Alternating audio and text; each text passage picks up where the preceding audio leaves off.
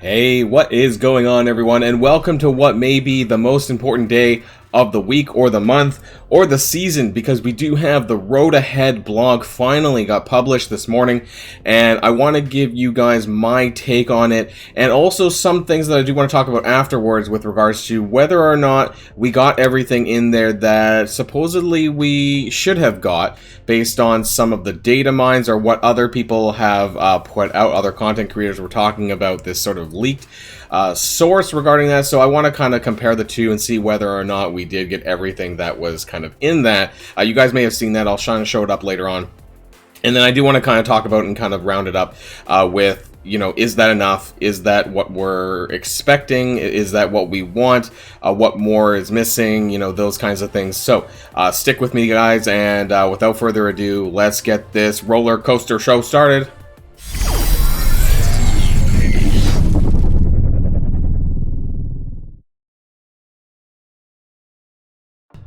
Alright, and to start things off, so we have the 2021 second half preview with what I thought was a brand new character, Absolute Carnage. Turns out, spoiler, okay, I did kind of skim ahead a little bit on this part.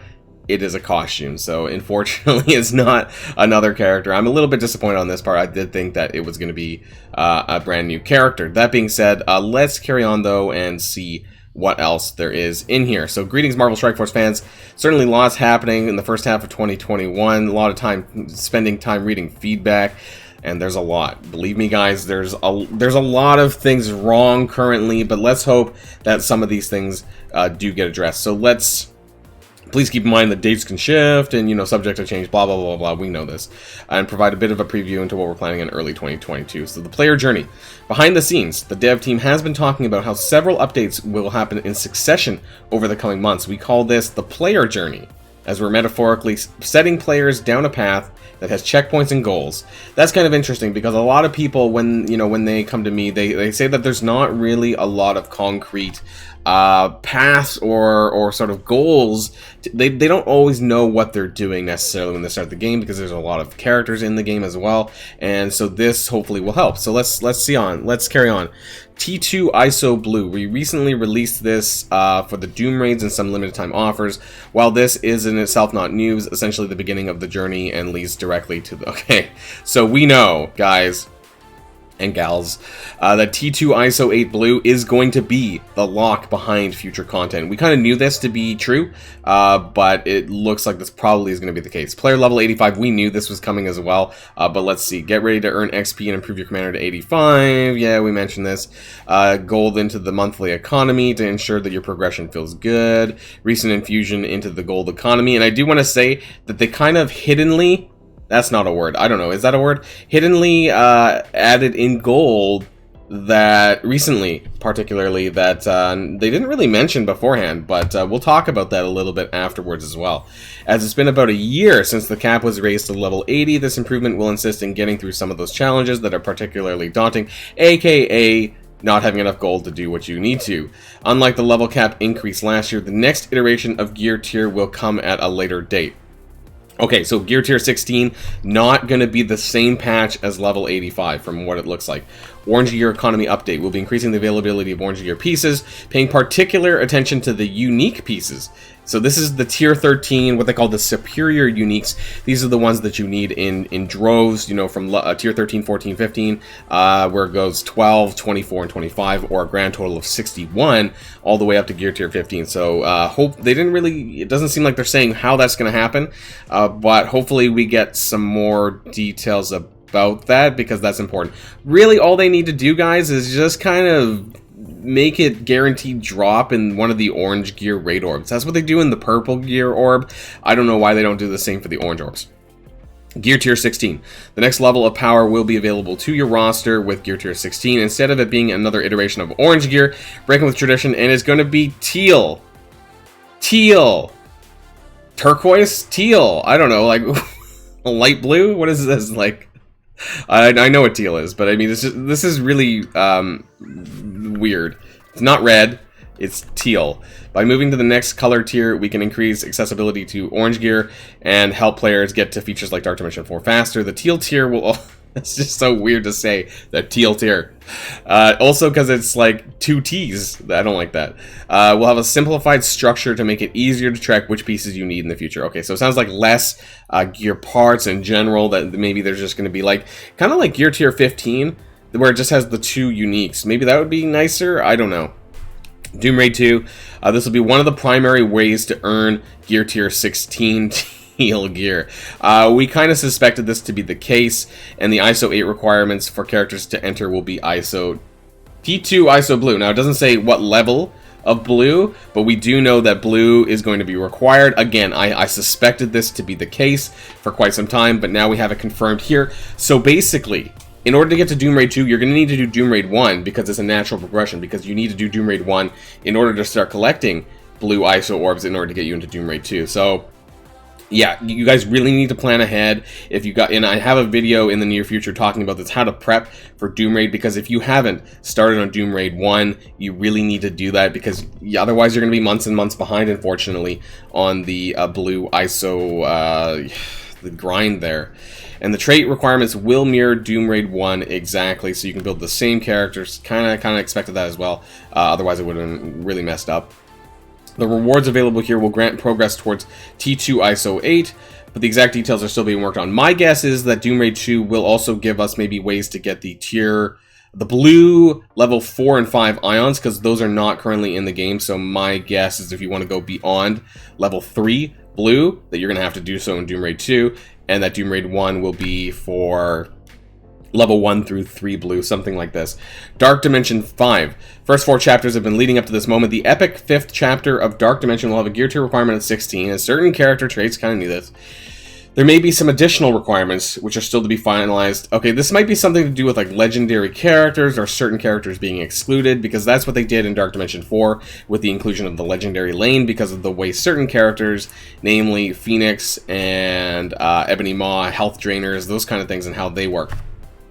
So we'll have to wait and see if anything changes on that front.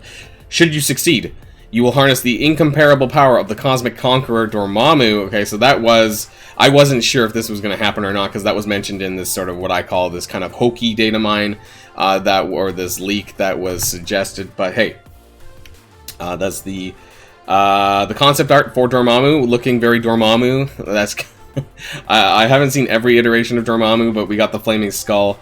We got some pretty badass armor, and I'm okay with that. So, and a cape. I like capes and cloaks. So that's cool. Improvements.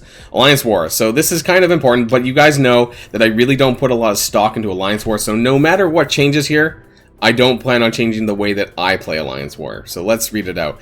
While this feature continues to be many players' favorite game mode, is it? I don't know. It's not my favorite game mode, but hey, you know, everyone's different. We understand the desire to keep things fresh with periodic updates. We recently ran a playtest with nearly 100 players. Who are those 100 players? Who's probably going to be the top alliances, right? The top 2 alliances, probably nobody else. To get feedback on some proposed changes to streamline the experience.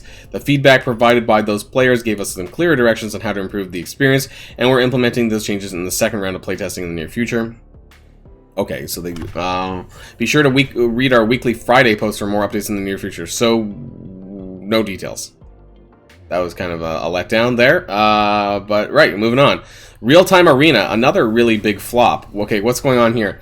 Reducing the initial loading timer from 160 to 75 seconds. So that's like the very first turn that someone makes. A lot of times this is really frustrating, especially if people aren't at their phone or BlueStacks or whatever, you know, to actually do the attacks. Bans will include the role and origin traits in addition to individual characters. Okay, so basically splitting up teams probably even more, my guess. Role and origins, so class, I guess, and origins. Making objectives based on KOs and wins rather than on ability traits. So I did kind of get annoyed by the ability use objective, because sometimes it can be still really difficult to do. And so if the objective is to win, then it makes it very clear as to what exactly you're doing. A bit later, we are planning an update that may include improvements to how progress is made towards the battle pass and improved matchmaking. It's always been about matchmaking. You know, RTA has just been such a shit fest that, man, I don't know. I don't know if there's any ways to improve this. We'll find out, though. We've made numerous improvements to the availability of resources across the board in the first half of 2021, and we'll continue this in the second half of the year. We want to ensure that your character roster progress feels steady and rewarding. Quality of life improvements. Save squads. Okay, is there save squad tabs in there? I don't know. Let's check, because if it's not, I'm going to be pissed. We mentioned this in the first preview, but it was slightly delayed. Happy that's nearly here. In addition to the 40 squads, the 40 squads players currently have will be adding 4 tabs linked to game modes that have 40 save squads in each. Okay. For newer players, you need to reach certain levels. Yeah, I'm kind of annoyed at this. This should be unlocked at a much earlier point, like level 65, because currently on my baby account, I am also running 15 slots, and I have way more characters unlocked than that. I think this should have been pushed back. Very unhappy about this. And why does one level constitute 10 more slots? I think this is a bit effed up. I think that the 20 slots should be like level 65 or level 60. They should spread this out a bit more than just 71, 72, 75. I don't like that. But I don't think that they're going to be changing that. Unfortunately, we just got to bite the bullet on that. And that's why I don't give a shit about Blitz on my baby account too much. The 4 modes with tabs associated with them: Blitz, Raids, Arena, and War. Okay, so Arena's not really a big deal for me personally. I don't use the different teams very frequently. But Blitz, of course, that's like the default one, and then Raids for Greek Raids specifically, and maybe I guess for Doom Raids, and Alliance War. Alliance War is very particular because my Blitz teams and Alliance War teams do not often they're not often the same, so this is kind of important. So for me, this kind of mattered the most. I would say Alliance War and then Raids third. You know, I'm okay with just picking off the screen for Raids, but for War, you know, I had very specific setups for some of my teams, so it's worth noting this feature could scale with the new game modes in the future should the need arise. If you open the Save Squads menu while selecting a team in one of these modes, you'll default to the viewing tab for that game mode. Okay. Cycling through Save Squads and Blitz will cycle through the Save Squads in your Blitz tab. Good to know. Auto Basic. This has been highly requested, and we're definitely excited to deliver it. Turning on this advanced option will give you the second option in auto combat to instruct the characters to use only basic attacks.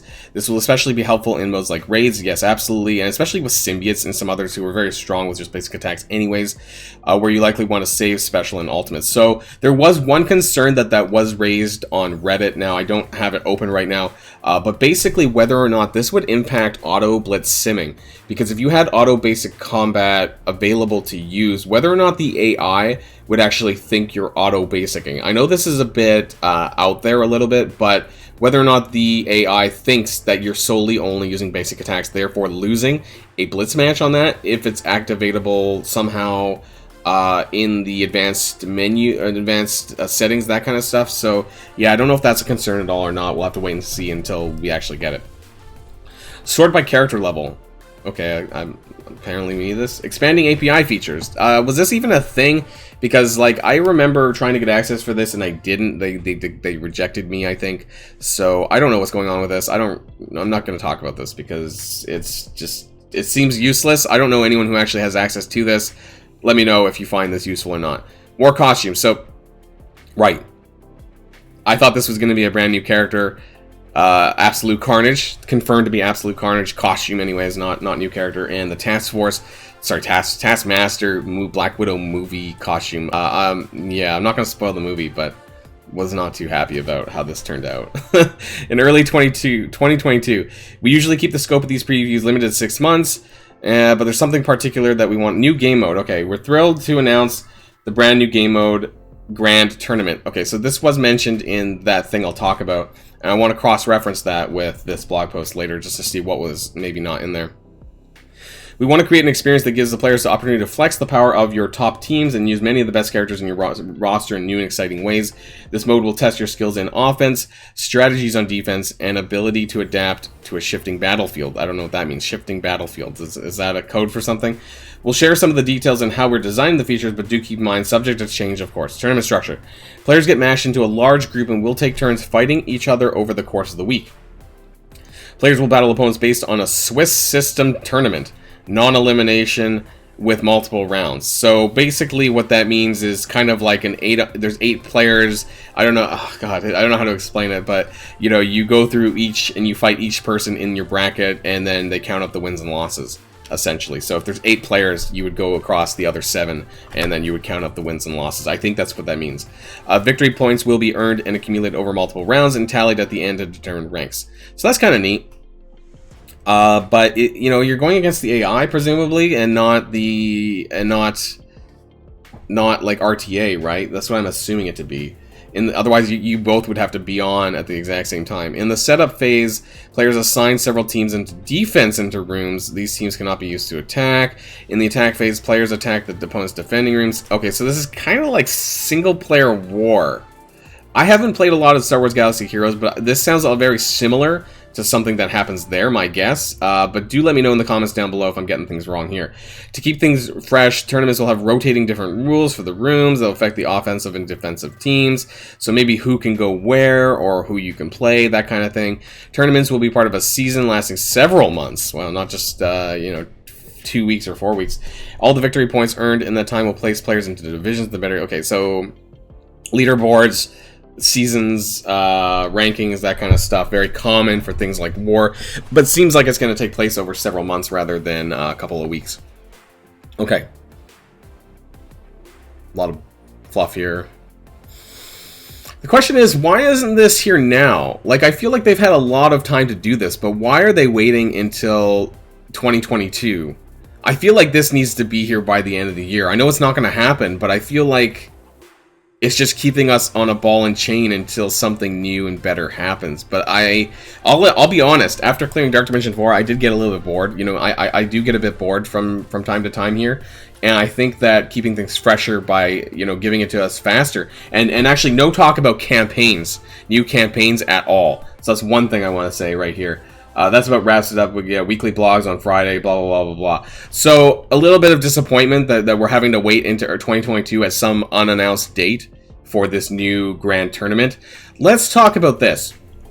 Okay, let's zoom out a bit. This was kind of circling around some of the content creators' pages, and this was supposed to reflect what was coming in this Road Ahead blog. So let's see how many of these were checked off. And by the way, this English translation is absolutely horrible. Not sure what language this came from, but we're going to try and read through this anyways. Sorting of characters by level. Okay, so that was added. There will be more gold.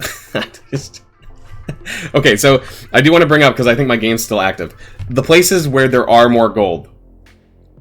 And I just found this out a couple days ago. And it's actually in the daily rewards in the August calendar. So you might have seen this, day 17, 14, 21, and 28. 100k, 200k, 300k, and 1.4 million for a grand total of 2 million gold added in. So if you guys remember that we were actually waiting to hear about 3 million more gold coming by next patch, this must be it. It just came a little bit early. So we're getting 2 million here in the login calendar, and then you guys might have seen this already or might have heard it talk about, but the payday event, which is coming up on Friday, is 3.6 million gold at tier 7 instead of 2.1. So this is an additional 1.5. So we've actually got an improvement of 3.5 million gold, which is actually 500,000 more than what they said. So thanks, Scopely Boundless, for the extra character level, because that's what you're getting on top of the 3 million. So 3.5 million now per month more, assuming that you have tier 7 payday. So that seems to be where the gold is coming from. They haven't made a specific comment on this about that, but maybe they will be saying that in the blog. I don't know. But yeah, that's where you're getting extra gold just coming soon. So do keep an eye on that. Anyways, let's jump back to this. They promised to simplify the extraction of orange uniques for tier 15. Okay, so I guess this is related to superior uniques. They did say that there is going to be new ways to do that, but they weren't specific about the method. The real-time arena will be improved. Right, so they did say this. Yeah, 160 to 75 seconds. Save squads by game mode. So 4 of those save squads by game mode: Blitz, Raid, Arena, and War. Auto Boy using only basic attacks. Okay, so we're getting an auto basic thing. Deathpool will farm in the event campaign, and for some reason tag new warriors. So this wasn't addressed. There is rumors that Deathpool is coming on the next patch or something like that, but we don't have any official confirmation on that. So this is to be determined. Coming soon, level 85. Okay, this was touched on, so we know that's happening, and is coming at a different time than Gear Tier 16, and my guess is Doom Raid too. So I would assume that sometime in September we're going to get the level cap lifted to level 85, and then maybe in October or something like that, then we're going to get Doom Raid 2 and Gear Tier 16. So it's not going to be at the same patch. The 16th category of thing, oh yeah, okay, this is Gear Tier 16, and it'll already be turquoise. Okay, we're getting teal tier. God, I hate that. It'll be possible to get it mainly in the Doom Raid 2. Okay, so this was accurate, and you'll need blue ISOs. Also accurate, unfortunately. Origin requirements are the same as Doom Raid 1, yes. Dark Dimension 5 around the corner, yeah, and you will, and Dormammu, so okay, check. 2022, new game mode. So actually, most of this was accurate, surprisingly. I did not think that that would be the case, and I thought this seemed a bit fishy, to be honest, because of the lack of sources or wherever this came from. But what we don't know about is the new character still. We do know pretty confidently that Shang-Chi is probably coming to next patch, and that Deathpool might be taking an appearance, and Cloak and Dagger. Beyond that, we don't have any official word, so we'll have to wait maybe for this Friday, because realistically, I think, looking at my calendar, I think the blog is, I think the patch is going to be coming next week on probably the 11th of August. I think we're basically done with Maria Hill. Our second Blitz is coming around this Thursday, and we don't really have much else to do this patch. So yeah, that rounds things up, guys. That's everything for this post. It was a bit long, but I wanted to go through, get my impression. One thing that I think it covers a lot of what I wanted, but I'm just kind of disappointed with the timeline. I'm disappointed we don't have more concrete details, but I kind of expected that to be the case. I am disappointed that the game mode for the Grand Tournament or whatever is going to be into 2022, and we don't have a specific time frame for that. So that concerns me, because I think we're at a place right now, especially with Marvel Future Revolution. I'm not going to touch on that in this, but with the release of that by the end of August, I'm concerned that the player base might be reduced a little bit in Marvel Strike Force, and I think that waiting this long to release a new game mode, which would keep the game fresh, I think might be a bit late. But let me know all of that in the comments down below. What do you guys think? Do you guys think that this was okay? What do you feel was missing? And things like that. What should we have got? More details on the unique system would have, the G13 uniques, the superior uniques, that would have been nice, and more specific details around the dates coming would have been nice, but I know that we're not going to get that. So that's the end, guys. Hope you enjoy the rest of the week, and until next time, of course, stay safe, stay healthy, and I'll see y'all later. Boilon signing out.